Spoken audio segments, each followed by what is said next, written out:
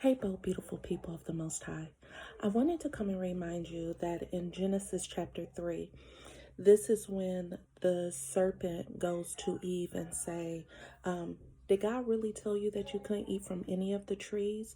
And Eve responds, no, he said we can eat from some of the trees, just not these particular trees.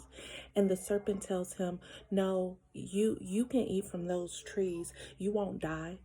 Well, later on in verse 11, when God is looking for them, he asks Eve and Adam, who told you that you were naked?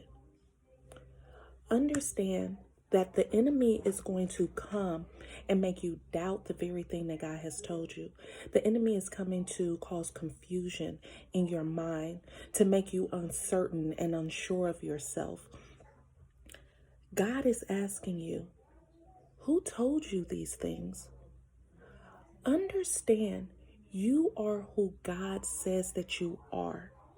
Do not allow the enemy to come through any person.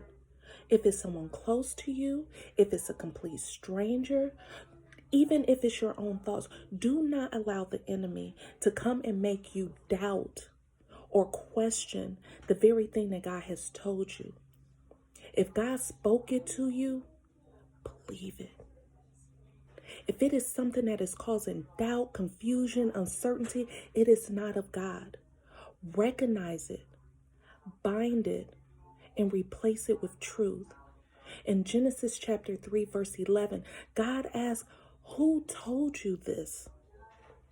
Ask yourself, who told me I wasn't smart?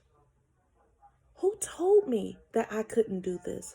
Who told me I was not worthy enough? Who told me these lies? Whether it's something that stems from your childhood or your adulthood, if it does not line up with the word of God, do not believe it.